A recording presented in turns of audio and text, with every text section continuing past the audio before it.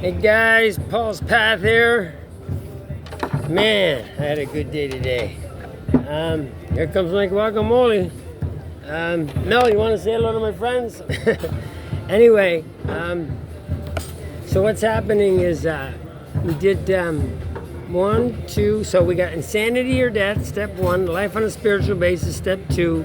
Step 3, we're going to make a decision to turn our will and our life over to the care of God, which means the decision between 1 and 2. We can pick life on a spiritual basis, or we're going to pick insanity or death. Obviously, we're going to pick door number 2. There is no door number 3. Now we're going to do an inventory. Okay, and remember I told you when I put an inventory, I said my wife, ex-wife, and my father went on the top of the inventory list for resentments. Remember that? And then in step 5, my sponsor showed me the truth, because when you're honest with another human being, it confirms you're honest with yourself and God. So he showed me the truth about myself. Like I said, he called me a liar and he saved my life. So you know, these people on my resentment list, like my wife and my father, they went to the top of my amends list. So we're going to talk about step 8. You know, not only am I not resentful at these people, but I found out I was the cause of it all. I was the one stepping on people's toes. I thought they were coming after me. Look at what I did. I couldn't wait to make an amends. And I'll tell you something else too. When my sponsor told me, he said, when you go to make an amends, you don't go to somebody and tell them that I need to make an amends so I stay sober, or this is part of the program and I have to make an amends.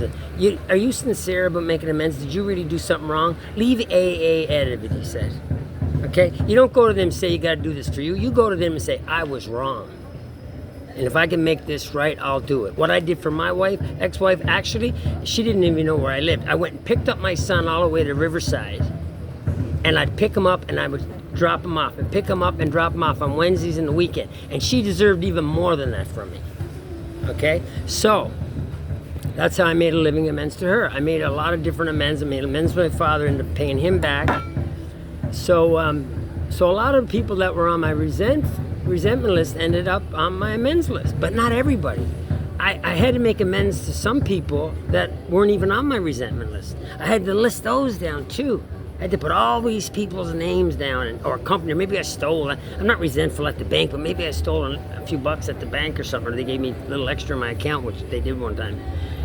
Stuff like that, I'm not resent. So I had to take the step 4 list, you know, and definitely put some of those down there. They were almost all down there. But then there was a bunch that I really wasn't resentful at or unfair. I owed them amends. I cheated, I stole, I did things that God does not want me to do, you know. So that's what we think we're doing here, okay? That's what we think we're doing. We think we're I don't know where my glasses are, but we think we're making an amends. But what's that got to do with helping people? The whole program's about helping people, right? Oh, no, that's not it. That is. So the whole program is about helping people, right? But what does 8 and 9 got to do with helping people? All you're doing is just making an amends and making your part wrong or right. Listen to what it says in step 8. Listen to it, because we're trying to get our life in order, right? So just listen to what it says in step 8. This is step 8 now, okay?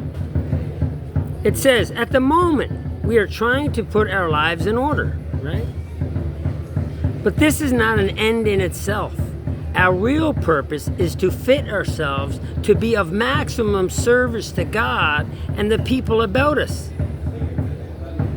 It is seldom wise to approach an individual who still smarts for an injustice to him and announce that we have gone religious or whatever. So we're actually making an amends to be of maximum service of those around us. Thank you, Mom, right there. It's funny, isn't it? In every single step, it's about other people. It's not about me. I didn't work at stop drinking. I worked at relationships. I worked at doing God's will. I applied and helped people with these spiritual principles. And if you don't believe me, ask my ex-wife. I am not the same man I was 20 years ago. So it's not going to take long, guys. It's a simple step. You just write down everybody you can think of. If you think of somebody else, write it down. Leave it on your nightstand or whatever. Make one a day. But try not when you get to 9, try not to make not even one amends without direction from your sponsor, please. Don't just go out there and say, I gotta make an amends to my ex-girlfriend right away. You're gonna screw it up. I did it. I didn't do my ex-girlfriend, but listen to your sponsor when you go and make an amends, but it's up to you to make the list. And a lot of the list, like I said, come from steps 4, and a lot of it just comes from my memory of people I've harmed that I wasn't resentful at all at. So, very simple step. Do not do it without a direction of a sponsor. And when we get to step 10, we can continue to do all of this. We're just going to do it all over again in step 10. I'm not going to talk about it now, but it's on page 84. And it also says this is not an overnight matter. It has to continue for our lifetime. So I don't know what this one day at a time is all about, really, because it's got to continue for our lifetime. We can only stay sober one day at a time, don't we? I can't, like I said, I can't help somebody next week. But this is a lifetime commitment. It's not about just not drinking today. It's about a lifetime commitment. I am going to make a living amends to my son and my ex-wife by continuing to practice spiritual principles in my life. And if I stop doing this, shame on me, and the amends was bullshit. So I'm going to continue to do it. I don't even have any time during the day to do nothing but help guys and make videos. And on the phone with sponsees, 28 of them. I don't even have a chance to work. I have to rely on you guys to donate and rely on a bit of coaching because I spend at least 14 hours a day helping people. And I love it. It's if you could save just one life, it would be worth it.